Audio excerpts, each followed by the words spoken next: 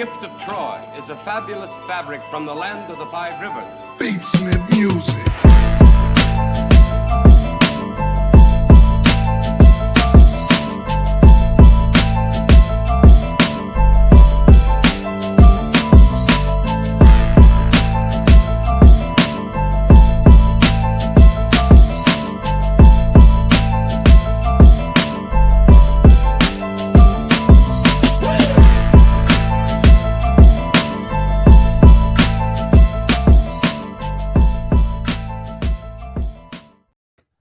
What's good, everybody, man? I appreciate everybody coming through.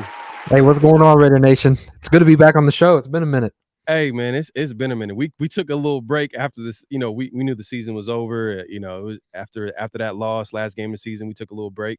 But we're back, you know, to talk Raider football. We're going to go over, you know, obviously the 2022 Raider season, a recap of that. But most importantly, we're going to talk about the Derek Carr trade options and the offseason and Aaron Rodgers, Tom Brady, just like you've seen the title, everything on the title. That being said, man, we got a good show lined up for y'all today, and a special guest too. I know y'all seen the title, man. We got an NFL writer coming through, and man, we're excited to talk to him and talk about the latest and greatest with the Raiders and his thoughts on where, you know, the future of the Raiders, man, like what's going to be happening next and what his thoughts on the Raiders in general. But yeah, man, hey, he's not in yet, so we'll just get into it right now. What are your thoughts, man? Like, you know, a full 17 game season, you know, after, because I remember I was going to drop some content where I was just going to get on a couple of people in the Raider organization, not named Josh McDaniels, not named Derek Carr. I mean, Mark Davis. But that being said, man, like, what are your final thoughts of the season, man? Man, you know, we're in the same ballpark. You know, there's a lot of criticism to go around. I think to not dwell so much on the negativity, let's just look at some positives. I mean, Josh Jacobs leads the league in rushing. So you have an offense that's able to create the leading rusher in the National Football League.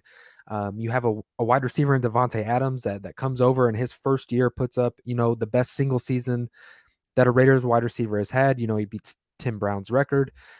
So there's not a lot of things.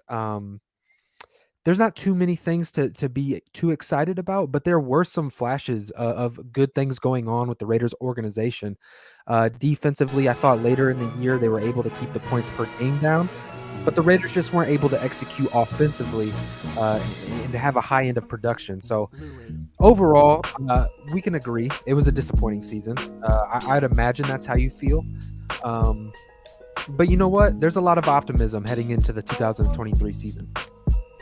No, facts, 100%, man. There's always the off season. There's always gonna be optimism in the off season because there's gonna be new players coming in. There's new draft picks. But before I get into that, man, we got a special guest backstage, man.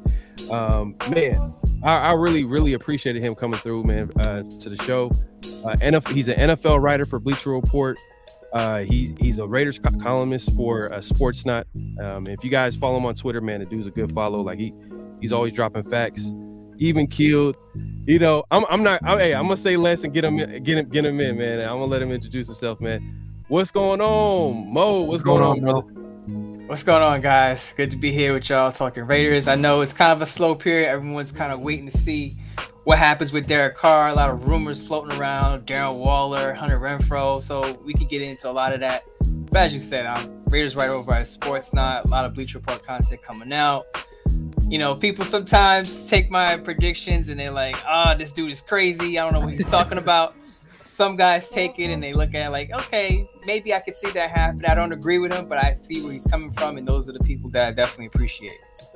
Yeah, 100%, man. I really appreciate you coming on short notice, and I know you're not feeling 100%, but so I really appreciate you coming through, being a man of your word. But yeah, let's get into it, man. What are your thoughts, man, of the season, man? Because at the end of the day, as a fan of the team, the number one thing that pops in my head is disappointment. You know, we had expectations for them to go to the playoffs. Obviously, they didn't. But what are your thoughts? Where do Raider fans should put the majority of blame on the 2022 season? I put a lot of the blame on Josh McDaniels and Dave Ziegler. To me, it starts up top. I know players play and they have to make the plays, but at the end of the day, I know when I'm on my show with Scott Gobranson on Silver and Black today, for weeks we talked about the Raiders need to strengthen the trenches. Basically, the defensive and offensive lines have to be a lot better than what they came into the season with. And it seems like they ignored those two needs. I mean, I understand they signed Bilal Nichols to a big deal, but Bilal Nichols is 25 coming to the season. Not really a big name player. Not that you need a big name, but he wasn't well established yet. And it felt like the Raiders should have added at least one more defensive tackle, especially if you're expecting two rookies in the 4th and 5th round and Neil Farrell Jr. and Matthew Butler to contribute. They're kind of a long shot. They're 4th and 5th round picks for a reason. Not everyone can be Max Crosby and Hunter Renfrow.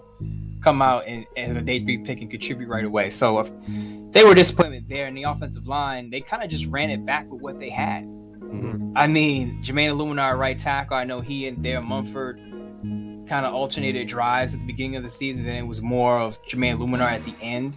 Mm-hmm. But you have a 7th round pick and a guy who's been a career backup at your right tackle position. Not a good look. And then for a lot of the season, you had Alex Bars, who, by the way, they cut in the final cuts. The final cuts before the season, they cut Alex Bars. They wind up getting rid of Simpson because he obviously wasn't a fit. John Simpson, who was a former 4th round pick in 2020.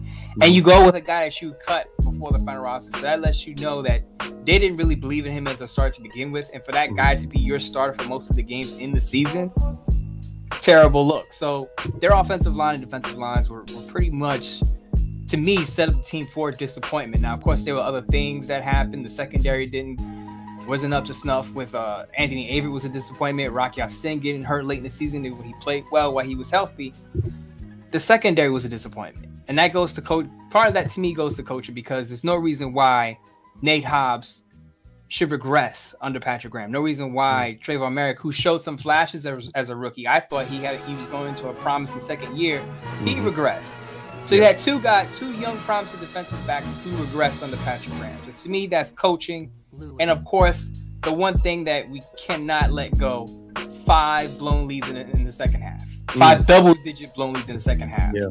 Again, players play, but as a coaching staff, you cannot allow 5 teams to come back and beat you off of a double-digit deficit. I believe the Raiders allowed their biggest comeback victory against the Cardinals. It was a 20-point comeback. That was the biggest comeback in Raider history that they allowed. So, to me, a lot of that is coaching. A lot of that is poor roster planning, poor roster building by Dave Ziegler. So it starts up top. Yeah, no, I agree 100%, man. And did you have something to say? Yeah, I was going to ask Mo. You listed off quite a bit of names, right? The Bilal Nichols, Rocky Ya-Sin is obviously going to be a free agent. The Raiders have some key free agents. Jermaine Illuminor, right tackle, who played, I would say, he got the job done. You know, he was kind of a stopgap right tackle. Going into this offseason, what are the major concerns or players that you think that the Raiders should bring back to come back and play for him in the 2023 season? That's a good question. We got to start with Josh Jacobs. Now, he had a tweet. He had an interesting tweet. He said it's got to make sense for him. And I think what is going to make sense for him is about $14 to $15 million per year. Because you got to understand he just won the rushing title. Running backs only hit the market once. They hit the free agent market one time in their career, and they have to get the bag in that one shot. Because how many running backs do you know hit the free agent market twice and get the bag? It doesn't happen. No, it doesn't. And he understands that the running back position could be a revolving door for any team because it's a position that has a short shelf life. A guy can win the rushing title one year and be hurt the next. Yeah. I mean, look at Derrick Henry. Look at Christian McCaffrey. I know Christian McCaffrey didn't win the rushing title, but he had a couple of years where he was hurt after he was regarded as one of the top running backs in the league. So when you hit that chance to get the bag, you got to get it. And I think he understands that. So I would bring him back. Of course, you're going to have to do some financial housekeeping there to bring him back at a high number. But I would bring him back because to me, when you have a question mark at quarterback, your running back becomes that much more important because you don't have an established quarterback to get you on that passing game where you can put up 31 points a game. I would also, if you're looking at the offensive line, Illuminar I believe he led the team in penalties. I believe he had about 11. Yeah. But I would bring him back as a veteran because he could play multiple positions. any good team you see in the NFL, they make it to the playoffs because they have depth. It's not always about the starting players. You got to have depth because injuries happens to every team. So you have Jermaine Illuminar in there as a backup. He could play guard, he could play tackle. I would keep him, but I wouldn't make him my starter. The other guy I would bring in, Mac Hollins. I would think about re-signing him. I know a lot of Raider fans want maybe some of the bigger names to come back. They want to, they're looking at OBJ, or maybe we should draft high wide receiver. To me, wide receiver is not a big need when you have a Devontae Adams, and if you're going to keep Darren Waller, Hunter Renfrow, you don't need to go big at wide receiver. And I don't think Mac Hollins is going to demand a whole lot because I believe he's about 30 years old, and this was his best season. So his market isn't going to command him to get a lot of money. So I would actually bring him back. He needs to cut down on the penalties, but I think he's a solid third, fourth option on the Raiders offense. So those are the three guys that I would look at bringing back. Even Rock Ya-Sin, you mentioned briefly. As I said, when healthy, he was pretty decent. Right. Now, he's not a number one shutdown corner, but the Raiders don't have much at that position. Again, Hobbs regressed a little bit. He's probably going to be a starter, but he did regress. So you're going to need depth at that position. You bring back Rock Ya-Sin, you draft high at the position, or maybe you go after Jamel Dean in the free agent market. But I would bring back Rock Ya-Sin simply because he was pretty good while he was on the field. So, kind of a two-part question. Sorry for go ahead. Piggyback off of what you said. You talked about Josh Jacobs, and you talked about that $16 million range. If you're playing the GM role, obviously something has to give here, right? Financially, you've got Hunter Renfrow on $15 million a year. You've made Darren Waller highest paid. One, where do you go? Do you move on from one of those weapons? And two, with that being said, like, what do you think the Raiders are going to do financially to kind of make this thing work? And is this the new standard for Josh Jacobs? He had a 1,600-yard season, but if you look before that, he had the 1,200-yard year. He had the 900-yard year where he struggled with injuries. Do you have a little bit of buyer's beware with Josh Jacobs when it comes to 1,600 yards? Is that the new standard? I don't think that's the new standard for him. I think that's as good as it's going to get for him. I mean, it's hard. Josh, you got to understand, Josh Jacobs plays a physical run style, so it's going to be hard for him to stay that healthy year in and year out. Like I said, the problem is if you had an established quarterback, and even if you bring in a Tom Brady, which is the rumor that the Raiders are going to be interested in Tom Brady. Tom Brady didn't have a run game in Tampa Bay. Tampa Bay had the least amount of carries, least amount of rushing yards per game this past season. So I think if you're bringing in a Tom Brady, Josh Jacobs attracts him because he goes, okay, we have a run game, which I didn't have in Tampa Bay. So it comes down to what can the Raiders do to fit in Josh Jacobs, because I think they want him back. Josh McDaniels said that they've had preliminary discussions with him at the end of the season. What can the Raiders do? And the one thing they can do is what a lot of teams do is restructure contracts and push bonuses into the future. It clears some cap space. It puts you not in debt, but you owe money in future years, but you clear space for the year and the now to sign other players or re-sign players that you want. So I think that's an option. They could re-sign a handful of players who have decent sized deals where they can save, up to $20 million per in the upcoming year. The other thing is, a lot of people have posed this question: if it comes down to Darren Waller and Josh Jacobs, and you had to make a decision to keep one or the other, who would you keep? And I would say you keep Josh Jacobs. And I say that because full disclosure, I was one of the people that was against giving Darren Waller an extension because he had been hurt. The last two off seasons, he had been hurt, missed a ton of practice. This season, he missed several games. So going back over the last 2 years, he's missed a lot of time. And at 30 years old, if you start missing time with injuries, you don't all of a sudden get healthier as you age.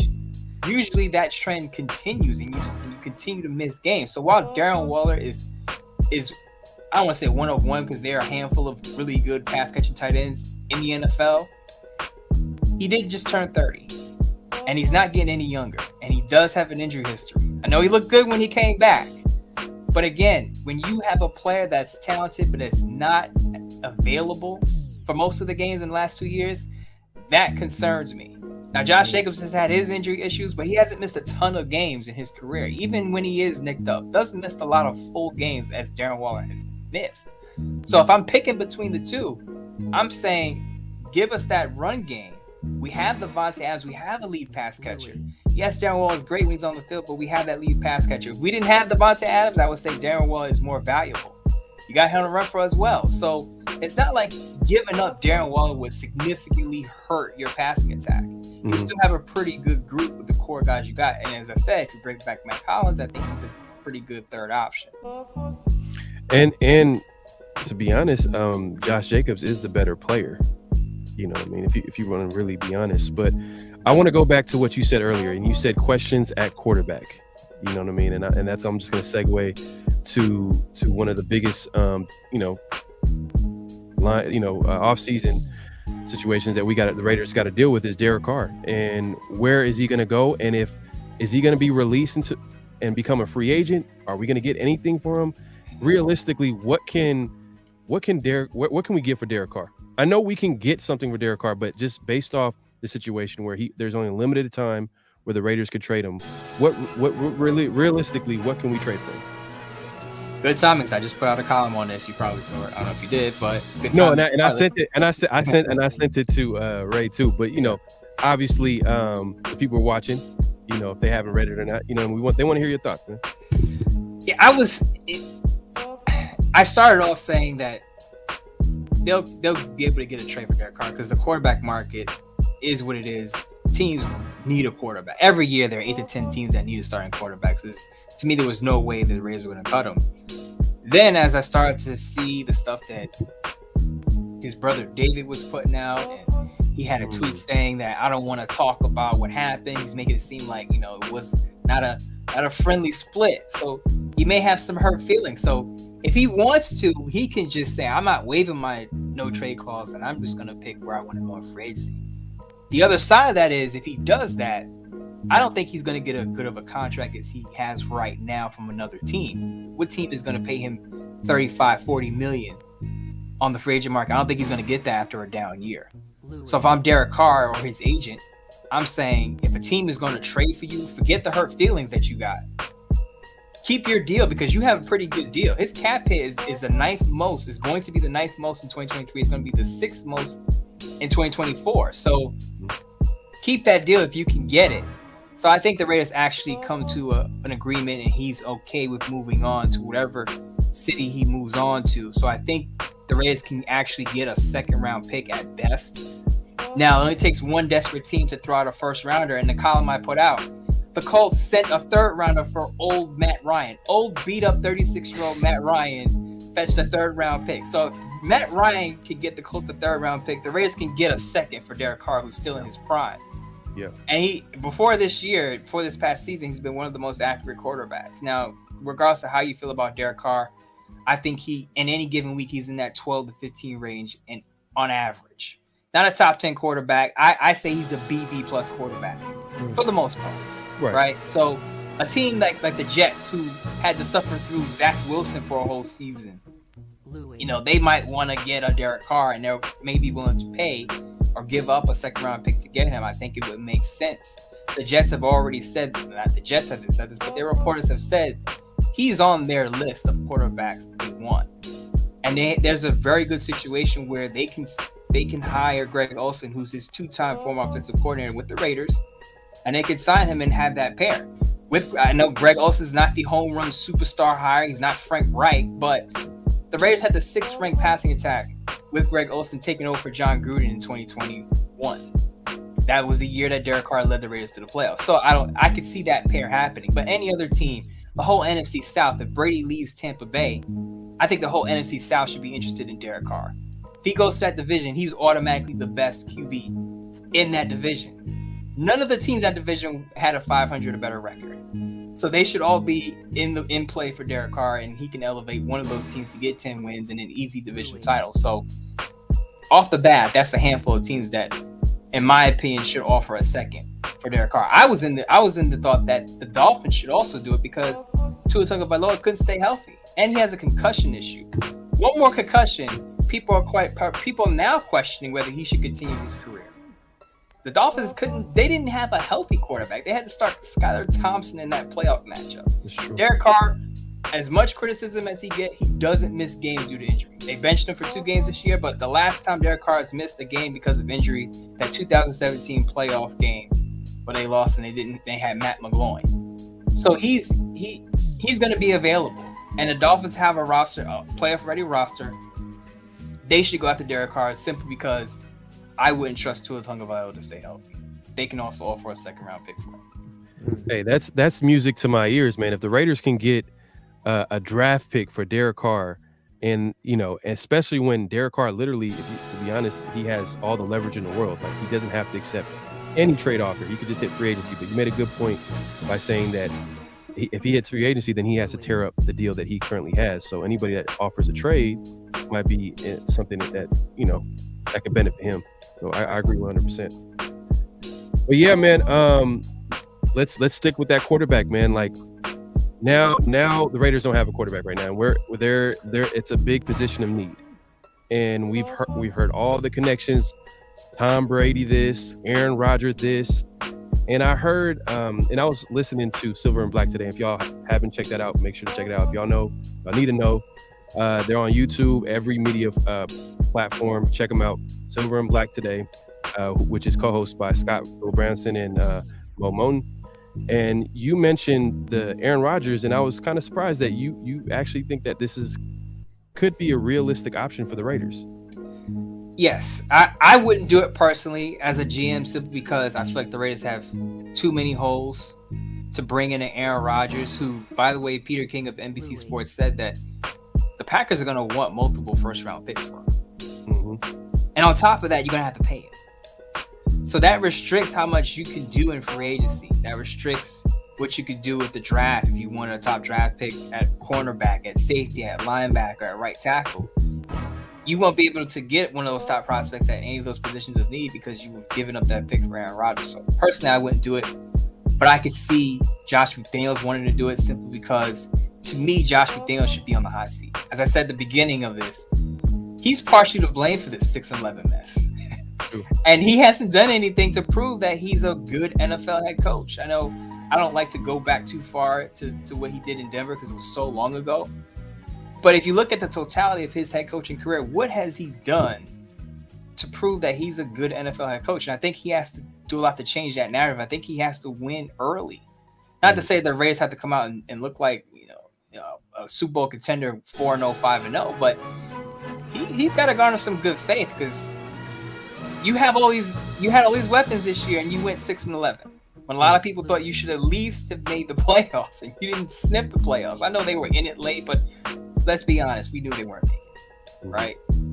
So I think he's under some pressure to win now because there are a lot of reports saying that the Raiders want a veteran quarterback, and I think that's partially why, because Josh McDaniels understands his seat is probably hot going into the year. So I think, I don't want to call him desperate, but I wouldn't rule out him saying, okay, can we get Aaron Rodgers? Because I was one of the people that said they weren't going to get Devontae Adams, and I was surprised at that. I know Derek Carr was there, but they went through the deal. So I think Josh McDaniels being under some pressure would obviously consider it. Now, if it is for 2 first-rounders, I wouldn't do it, considering you also have to pay Rodgers. He's already due $59.5 million in guaranteed money.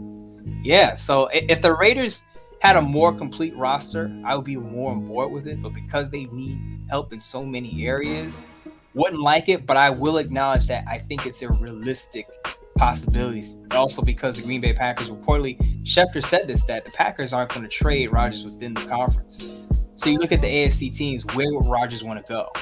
The Jets, I know they have a good roster, but Rodgers had young receivers in Green Bay, and it took him a while to warm up to those guys. The Jets have young receivers in Elijah Moore and Garrett Wilson. The Titans, they had Treylon Burks as their best weapon. Robert Woods hasn't been the same since he's tore his ACL. The Titans don't even have an offensive coordinator. So it's not attractive to me, those 2 spots. The Colts, they have 1 wide receiver in Michael Pittman Jr. I know they had Jonathan Taylor there, but Jim Irsay is kind of, do you trust an owner like Jim Irsay to make the right decision? Yeah. They're interviewing Jeff Saturday for a second time for their head coaching spot. That alone, yeah. I'm out. If you actually think Jeff Saturday is a legit head coaching candidate, I don't trust him. His only win came against the Raiders. Exactly. Yeah. Unless you're playing the Raiders 17 games in a season, you have no business interviewing Jeff Saturday for a second time. Let that man go back to the ESPN booth and do his analytical job, because he's not a head coach. Yeah. I don't trust the Colts. Right. So, really quick, sorry to cut you off, but I think the Raiders are a realistic spot. You know, he's played with Devontae Adams. You got Darren Waller. You got Hunter Renfrow. If you sign Josh Jacobs, it looks attractive for a quarterback like Aaron Rodgers, who probably wants to win right away and wants veteran established guys to throw to. So to address the elephant in the room, you know, Tom Brady has been linked to the Raiders, and we know that 2 years ago that Dana White had allegedly come out and said the deal was all but done. And last second, John Gruden came in and completely blew up the deal. So obviously that tells me Mark Davis was in on these negotiations, and Tom Brady is a guy that is historically linked to Mark Davis. Tom Brady has come out to multiple Las Vegas Aces games. I mean, these two have been behind the scenes with each other. Do you think, what does your gut tell you? Obviously, we're going to get a new quarterback. Where's your gut telling you the direction's going to go? And do you believe that Tom Brady's going to be a part of the member of the Silver and Black? I think so. I've been on this for a while. Initially, Scott disagreed with me. My co-host Scott Gobranson was like, nah, no way. And I thought about it. And it's not about because Tom Brady and Josh McDaniels have, you know, this great relationship together. I don't know what their relationship is like, but if you look at it, Tom Brady, when he was in Tampa Bay, as I said, didn't have a run game. And you can have that with Josh Jacobs. Also, a lot of people not talking about this. Bruce Arians leaving, I think, hurt that Tampa Bay Buccaneers offense. 100%. Tom Brady had to adjust to Byron Leftwich calling the plays. And by the way, the Buccaneers fired Byron Leftwich. So I think him going to a team where he's comfortable in an offense and he's going to have, and he partially designed that offense, because I'm sure Josh McDaniels leaned on him for a lot of input in New England. He can basically be his own coordinator with some help from Josh Jacobs. So he doesn't have to worry about starting anew with in a system that he's not familiar with. So I think it makes sense. The weapons are there, as I said. Darren Waller's there. Devontae Adams is there. Hunter Renfrow is there. The running back is there. The only thing is the Raiders would have to get a better right tackle. One of the first things that the Buccaneers did when Tom Brady got there was they drafted Tristan Wirfs. It's true. And he became one of the best right tackles in the league. The other thing is, the obvious is Tom Brady had a defense in Tampa Bay. So you have to pour a lot of your resources into building up that defense and finally fielding a respectable defense, because the Raiders have had a problem doing that in the past, 2 decades? So that's something they really have to do. And it's the reason why I prefer Tom Brady over Aaron Rodgers, because you could just sign Tom Brady and he's willing to take a little bit less, and you can maneuver the cap, because I believe his cap was under $12 million this past season. So he's willing to manipulate his contract to fit in new players that come in that may follow him from the Tampa Bay Buccaneers or other teams when he was in New England. Versus the Aaron Rodgers, who you got to give up draft capital to get him, and then you got to pay him top dollar, because Aaron Rodgers wants his money. Don't make no mistake about it. Rich man, but he still wants his money. Tom Brady wants his money too, but he's not going to demand as much as Aaron Rodgers. Right. And just going back to what you said about Josh McDaniels, you know, pretty much feeling the heat, the pressure of the next season, and going off that, then it pretty much, he's probably going to want a strong veteran starting next season. Do you see, and this is what I want, this is the fan of me, I want the Raiders, you know, at the end of the day, I want them to go cheap at the position. In my opinion, I feel like they should just get a cheap veteran and draft the QB. Do you foresee the Raiders drafting the QB in this draft? First round, second round, whatever round, you see that happening? I said this months ago, and even before they made the decision about Carr, I said the Raiders need to draft a QB regardless of what happens with Carr.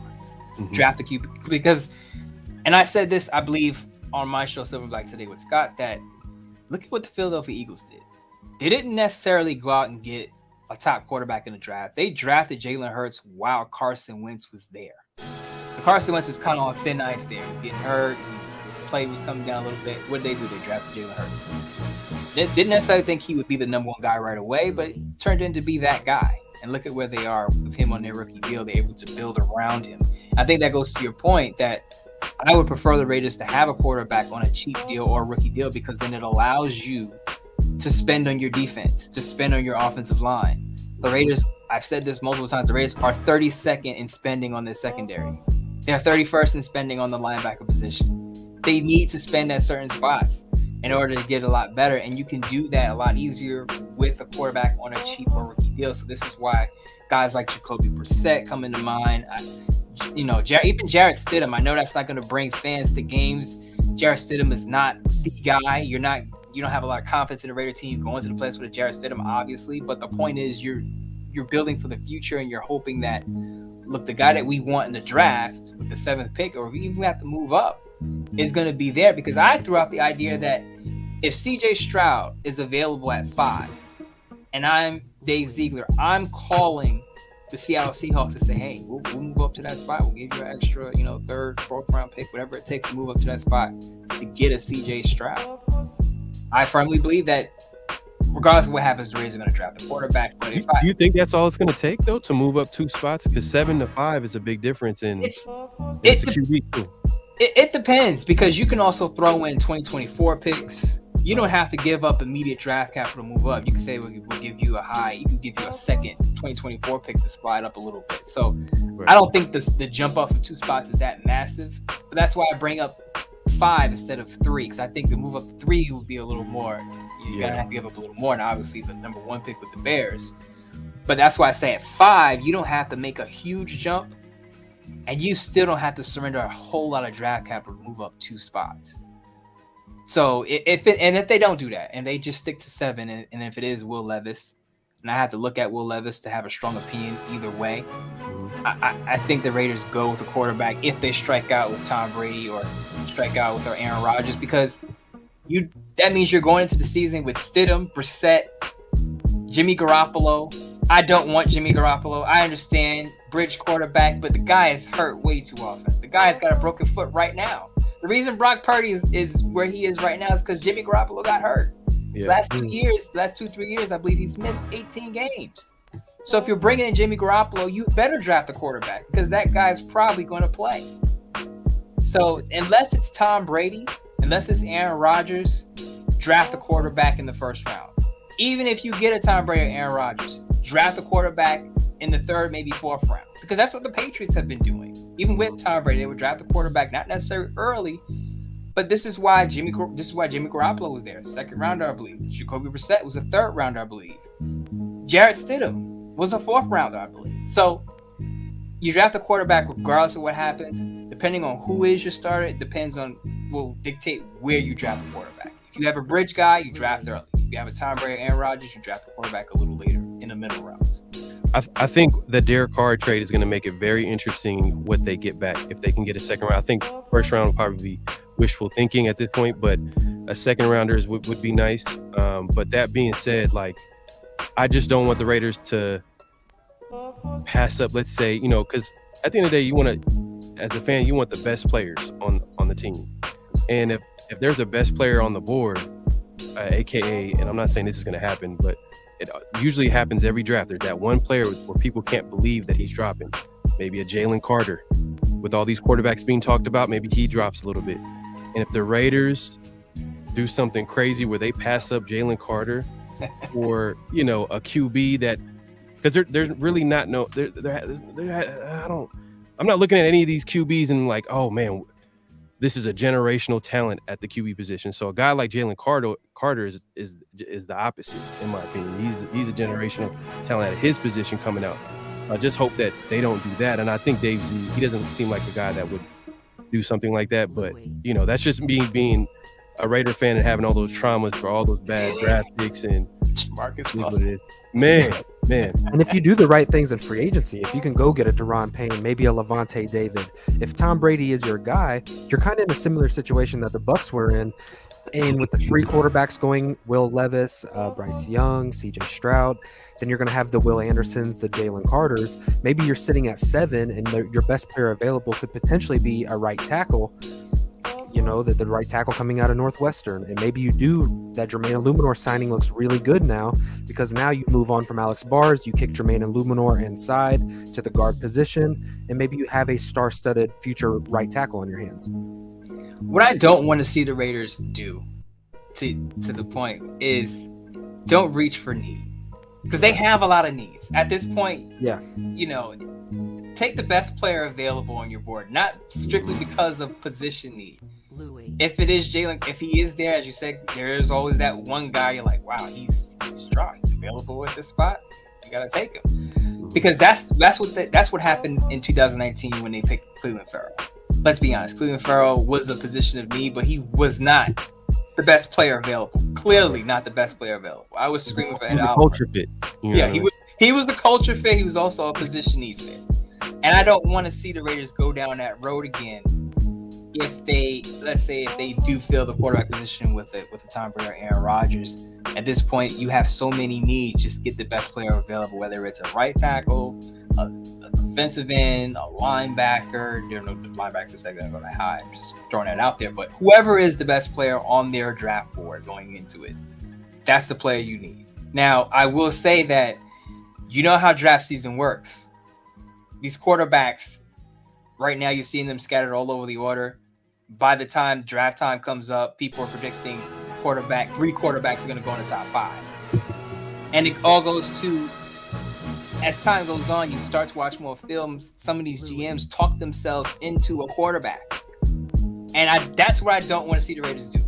If CJ Stroud is not there, Bryce Young is probably going to go 1, 2, 3. I don't see him getting past the Texans or the Colts because they both need quarterbacks.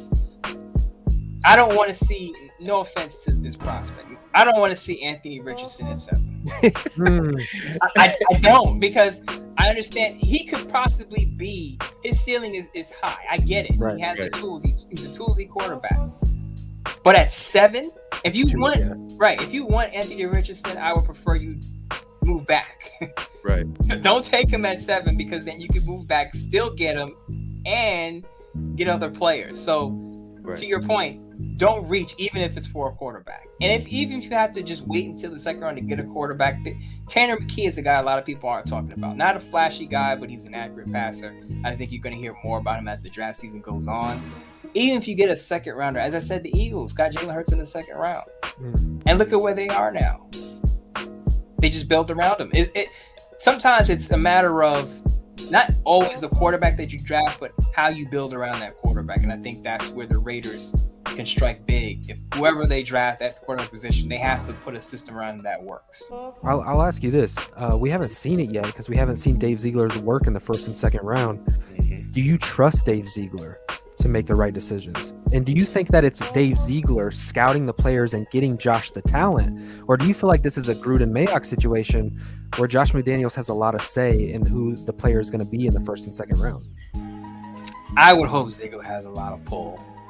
Because we all know the head coach has some input because he is the head coach, especially when your head coach is also the offensive play caller. So on the offensive side of the ball, he's going to lean on Josh McDaniels' opinion of what he wants, what he needs for his system. But I would hope Dave Ziegler has enough pull to say, no, Josh, you're being an idiot.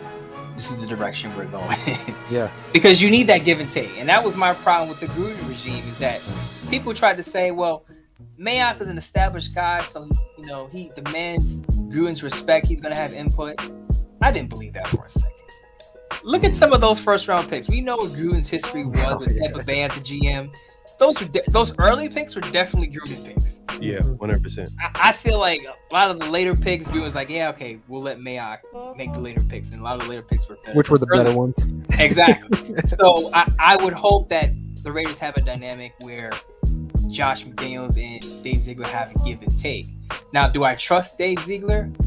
I really don't know. He doesn't have a long track record. He did take over personnel decisions in his last year in New England. And New England spent a whole lot of money on guys. And some of those guys hit and some of those guys didn't, which is kind of similar to what we saw with the Raiders, where he's aggressive, though. He's aggressive. He is. And I like that for a team that needs to build, especially if you have a quarterback on a cheap deal or a rookie deal. I want an aggressive GM because that shows he's going for it. He's trying to fill needs. So do I trust him? Can't really say yet, but I do like the fact, as you said, that he could be aggressive in free agency and filling holes. I like that. You're gonna miss on certain things. You're gonna miss on certain signings. It happens to every GM. Now, you have to look at the totality. Look at what the Eagles have done in one offseason around Jalen Hurts. Hit on a lot of their signings and on a lot of draft picks. Mm-hmm. If he can it only takes one offseason. And I wrote a column about this, that there were 4 teams in 2021 that went from last place to a playoff team.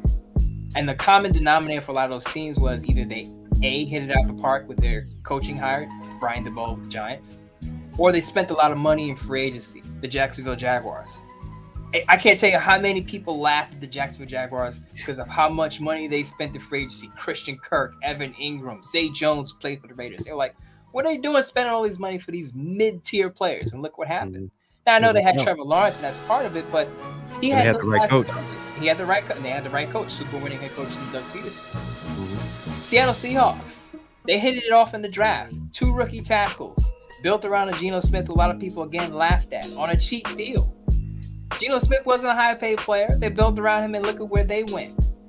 So it's a matter of, can Dave Ziegler and Josh McDaniels come together to have that one-off season where they hit on a lot of picks and free agent pickups? And I think with the way Dave Ziegler has spent in his 2 years as kind of a de facto or GM, the Raiders have a chance to make that leap. So I wouldn't say I trust him, but I like his approach. I like his aggressive approach. Yeah, man. Mo, I really appreciate you coming on.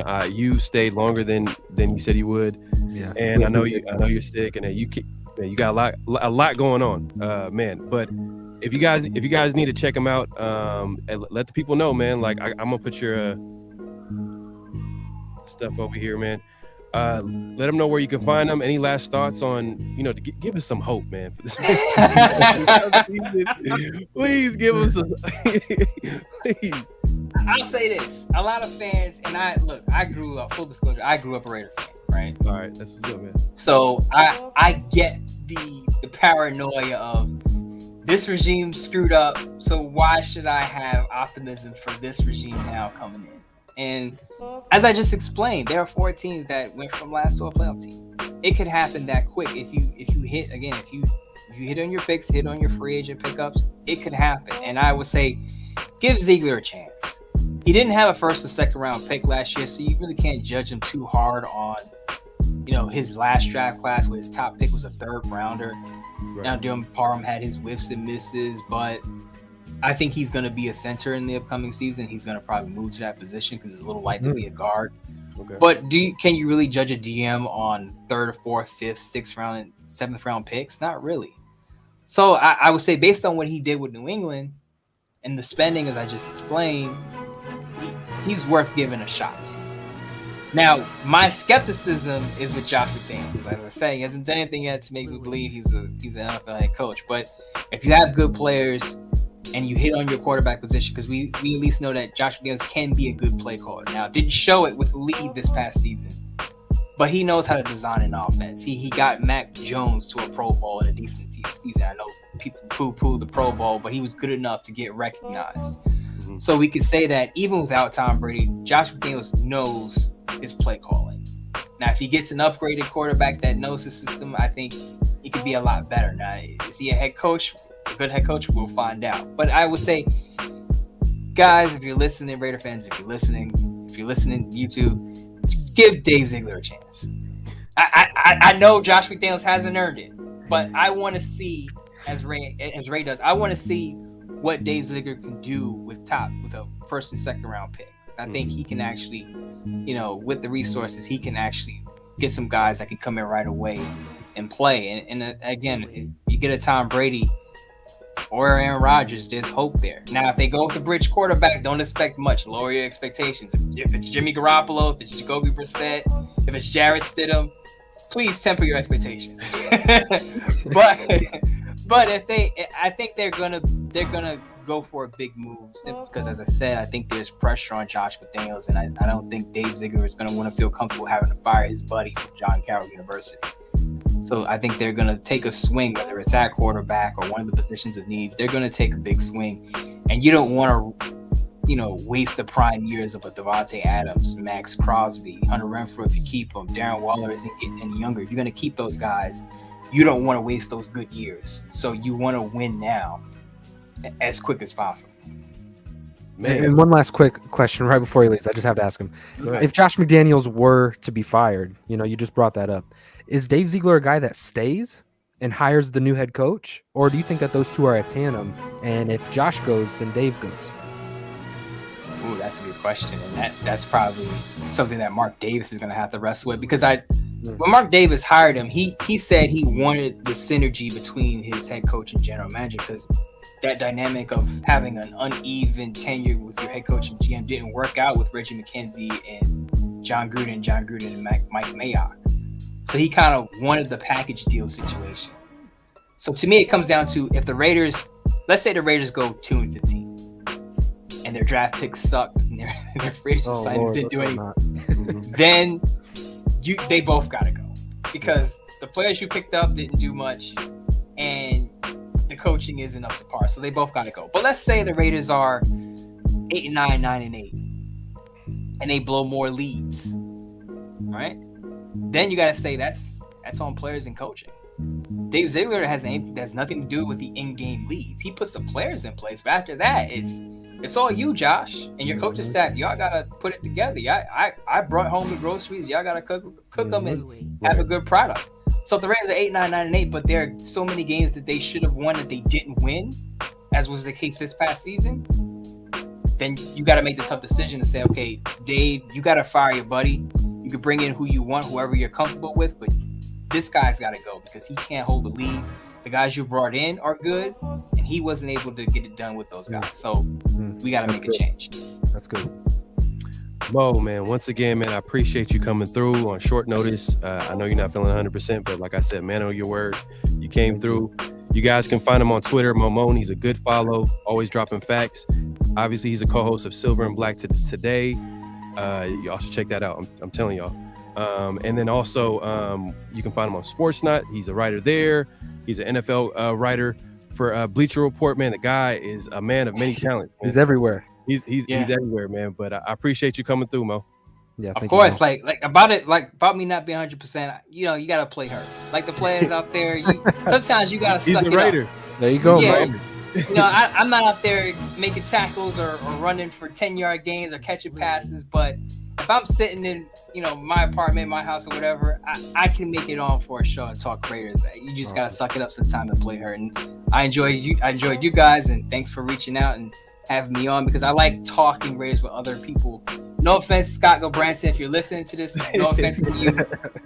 But sometimes you want to have a conversation with other people, other Raider fans about the team, and you kind of get into different topics and situations, and I could share thoughts with you guys, and you guys can throw thoughts at me that I haven't considered, and I can think about that, marinate on it, maybe write about it. Yeah. And I could say, you know what, I went on the show and I got an idea from these guys. So I like to share these ideas. It's not just me putting out things and people listening to me. I like to listen to others as well. Man, I appreciate that, man. Yeah, we thank you very much for coming on, man, and making the time. All right, man. Salute, man. Appreciate you guys. Salute. Man. Fantastic, man. Man, that was a great interview, man. Dude's solid, 100%. Came through, dropped some facts, and I'm gonna get into the chat, man. I had some technical issues. I wanted to put like some questions up on the board, but I know he had a limited amount of time. Ray, I'm about to refresh you. You're gonna have to take over in a second. Okay. So I can fix this issue right here. Hold on one second. Okay. And look, to be honest, you guys, that was just one of those interviews where I just like to take a seat back and just listen to what Mo has to say. Mo is really knowledgeable. He does a great job writing his columns and doing a great job covering the Raiders. And it's good just to sit back, ask a question, and get another perspective. And I think Mo really brought that today, and we really appreciate Mo for taking the time out of his day to come onto our platform and just hang out with us and just chop all things up Raiders football. Yeah, I'm trying to put some comments on the board. For some reason, it's saying it's a private video, which is crazy. But let me make sure that it's not. Hold on one second. But I appreciate everybody coming through. If you haven't liked the video, make sure to hit that like button. If you haven't subscribed, make sure to subscribe to both me and Ray, my mods. If you can post the links. Yeah, man, we've been doing a weekly show during the season. But either way, if I'm going live on this channel, going live on this channel, just make sure to subscribe to both me and Ray. Raider Ray, obviously simple, as you can see, Raider Ray. Go ahead and search that. And if my mods can go ahead and post the links in the chat. And if you haven't subscribed, go ahead and subscribe, man. The road to 3K continues. Let me see this. What did you overall think of his opinion? It seems like he's in the same direction that we're in. Of Tom Brady might be a member of the Silver and Black. No, it makes 100. It makes 100. It makes sense. I'm just a little biased because I'm a Raider fan and I don't want Tom Brady to become the QB of the Raiders because it's just not. It won't look right to me. But it's probably going to be a few days of disgust. But then I'm going to be like, oh, okay, all right. He fits the system. He has weapons around him. I just hope we get a young QB. And talking to Mo, he made it seem like they're probably going to go after a QB maybe in the mid rounds, if not in the first round. Obviously, they're probably going to go after players that they can surround with Tom Brady, because when you sign a guy like Tom Brady, that's win now mode. You're trying to win now. But give me just a second. I'm having issues. No, you're good. And you know what's intriguing is at some point the Raiders are going to make a decision at the quarterback position. And if you do bring in Tom Brady, it doesn't restrain this team from going out and making a move at the most important position in football. And you could go down through the list, right? Obviously, Bryce Young is going to be gone. I don't see him, like Mo said, I don't see him getting past even Houston. I think if Houston's on the board and if Houston doesn't go out and make a move for a guy like Derek Carr, who we didn't get into it with the Moe Moton interview, but I wanted to ask his opinions as well as the Houston situation. Derek Carr has a lot of ties in that Houston organization, and they do have 2 first-round picks. Obviously, they've got a second, so there's some moving and shaking that can be done there. And if you grab Derek Carr and let him play out on the rest of his deal, that doesn't necessarily limit you of still being able to take a quarterback and developing him behind the scenes. So moving forward, it's going to be so exciting to see what the Raiders do. Is it a C.J. Stroud? Can C.J. Stroud transition over into the NFL and play at a high level? Is it a guy like Will Levis, who's played in a similar pro-style offense? Big guy, able to fight for extra yards. It's an exciting time because there is going to be a new face at the quarterback position. And us as Raider fans, we got to get behind that. Yeah, man, I'm excited. I mean, I was kind of like disgusted by the season, you know what I mean? But now I'm kind of looking at what the possibilities are, and obviously talking to Mo and then talking to Ray, you're thinking about okay, now the Raiders got a new QB to look forward to, and that could be a rookie QB. It's possible, but most likely it's going to be a strong veteran, just like Mo alluded to earlier, because as much as everybody likes to point the finger at Derek Carr, and he didn't have a great season, coaching wasn't really 100% all the way there too as well. And I'm not sure if if McDaniel's going to get the same leash, you know what I mean? He's going to have a short leash next season. If they don't win, if they have a terrible season, or we start seeing the same things that we've seen this year, blown leads and losing games that we should win, then you already know what's going to happen. And there was that video going around today that Tom Brady is checking out private schools in Miami for his kids. Now, if the offer's on the table and you can go to Miami or you can go to the Raiders, obviously he has a history with Josh McDaniels. But you look at McDaniels over in Miami, and you're talking about a prolific offensive guy who could really do a lot of things with Tom Brady if they built it the right way. You already have a competitive defense. You could establish that offensive line, maybe go out there and be aggressive in free agency and go get a runner. Maybe if Josh Jacobs hits the open market, hey, Miami has struggled to find a dominant running back in recent history. So you could see a team like Miami maybe go out there and make a move for a dominant running back in the free agent market, maybe get a guy like Tom Brady, and you pair him up with the McDaniels offensive mind like that, and you're talking about Miami being a completely different team. And we're going to have to do it the old school way now. I'm going to have to look into the YouTube chat, because for some reason StreamYard is not going to let me post any of your chats on the screen. But that being said, I'm going to try to see what I can do here. Let's see. Raider Ralph says, I'm not pointing the finger at DC. I think he still should be our starter. But since he's not going to be here, I hope to God that they just rolled with Jarrett Stidham. Now, I don't necessarily disagree with you here. I kind of said that I want the Raiders to go cheap at the position, draft a young QB in the draft, and build this team. Start building the depth on this team. If you look at the 49ers, if you look at all these teams that got a lot of depth, they're just really good, just good teams. You're gonna have to build out the roster, and some of these teams that have a lot of good players on the team, the QB is on a rookie deal. You know what I mean? And that frees up so much cap space, and it kind of gets Dave Z to be aggressive, like we talked about earlier with Mo. And does that happen? Most likely not, just based off the fact that I'm sure Josh is going to be feeling the pressure next season, so he's probably going to go with. I just hope that he drafts a quarterback at the very least, just draft a QB, develop. Yeah, but and hey, he wasn't too high on our guy. Anthony Richardson. Yeah, I think not just at seven, which makes a lot of sense because he's not pro ready. Yeah, no, he's not. That's a guy that he's going to take some time to develop. It's just like Mo was saying, his upside, his ceiling is just, you don't necessarily even see it, right? Because what can this guy become? I mean, it's kind of limitless, especially if he can develop as a passer. Just his ability to create with his legs, his speed he just looks different on the field when I'm observing all of these prospects. CJ Stroud has parts of his game that I really like. Will Levis has some parts of his game that I really respect. Anthony Richardson just has that it factor. When you're watching a prospect, you're looking for that guy why is this guy so different from everybody else that I'm watching? And it's his ability to be dynamic. It's his ability to create when nothing much is there. However, with that being said, his game comes with a big catch-22, and that's he struggles with accuracy.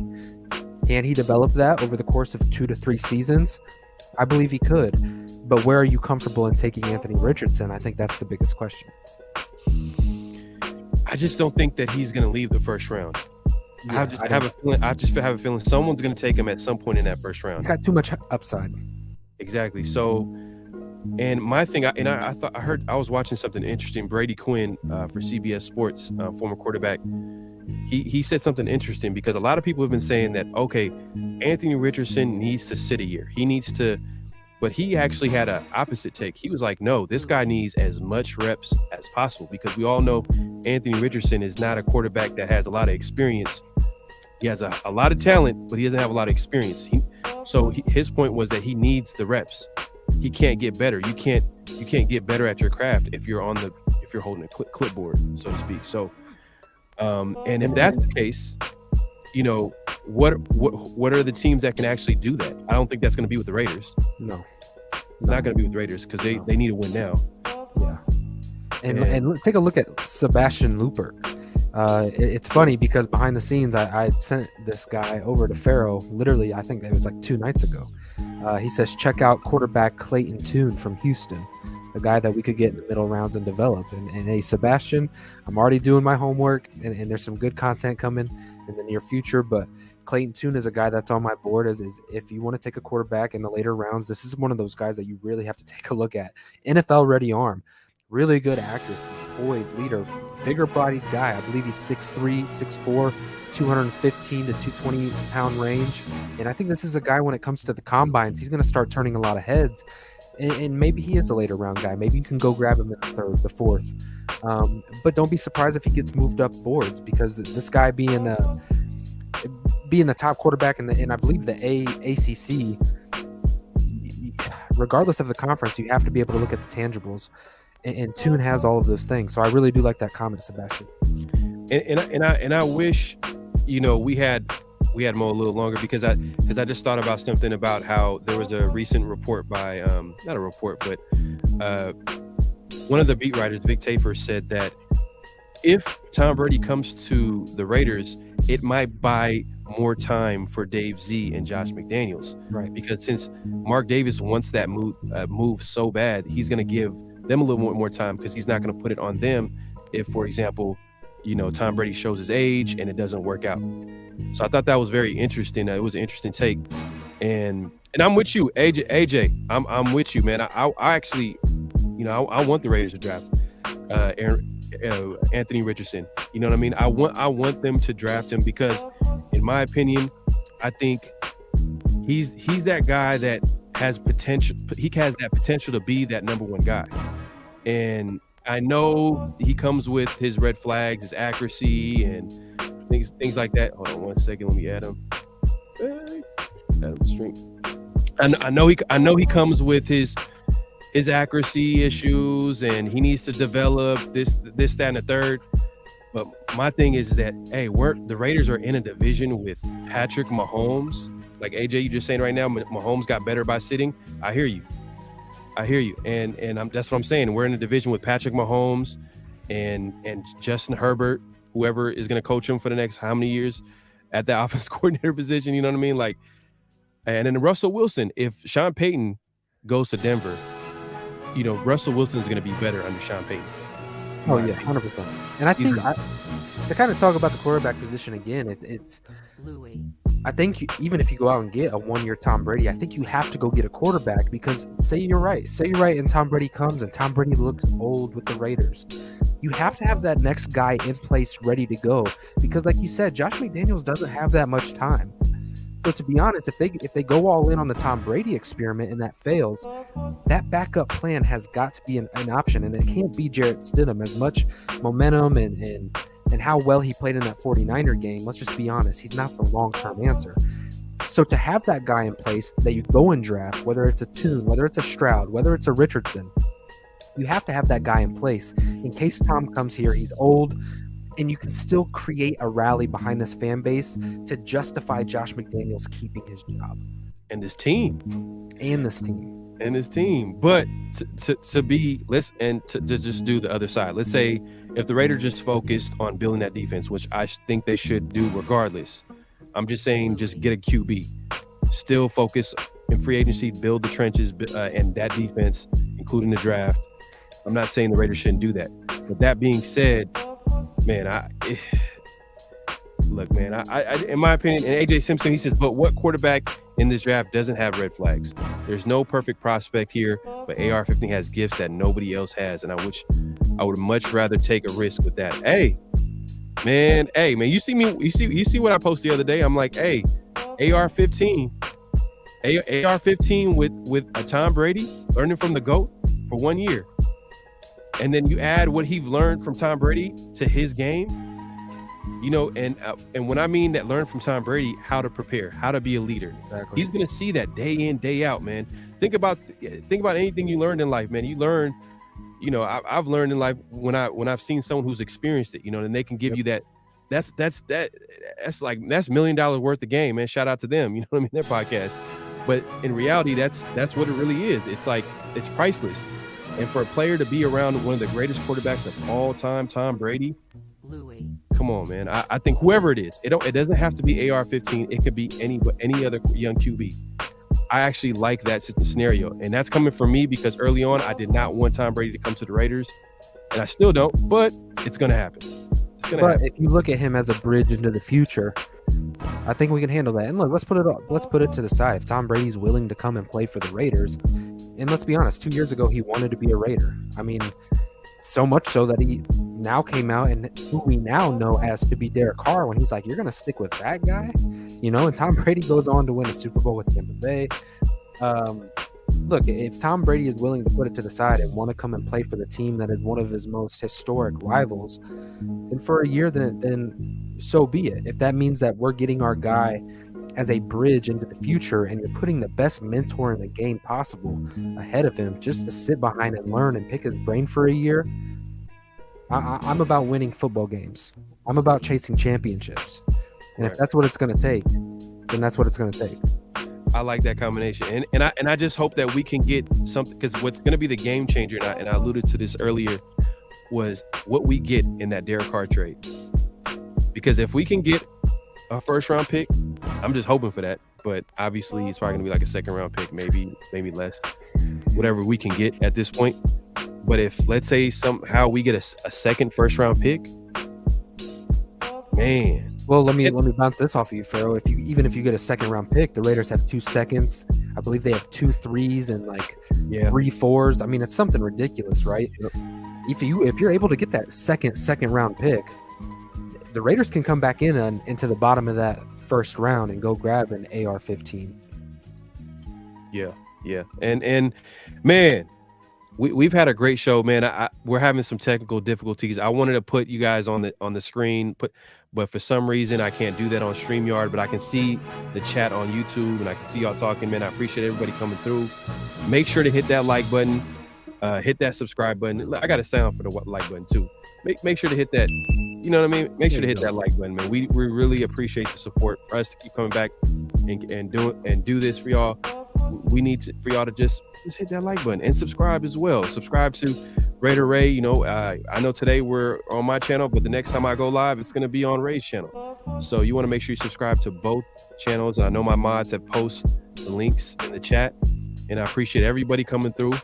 But any final thoughts, man? Any final thoughts, man? Great show. I think it was a great show. And again, last shout out, Momo, and thank you so much for taking the time out of your day, being busy and able to come on here on our platform and to be able to talk all things Raiders with us and to give our audience your time of day. We really appreciate it. We're very grateful, and we hope it's not the last time that we talk to you. Raider Nation, to you, man, it's good to be back. It's good to sit here and talk with Pharaoh and to chop up Raiders with you. I promise we have some great content coming down the pipeline. And you're going to want to stay tuned. So subscribe to Pharaoh NFL and subscribe to Raider Ray. And stay tuned, man. We're in for a big year too. All right. Peace. Great Pharaoh. The gift of Troy is a fabulous fabric from the land of the 5 rivers.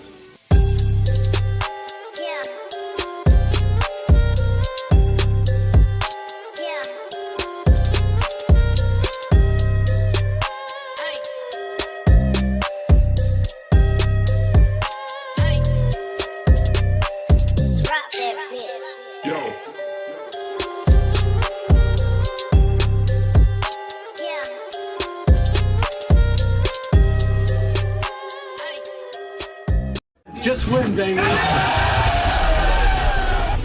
Hello? You play to win the game. You don't play to just play it.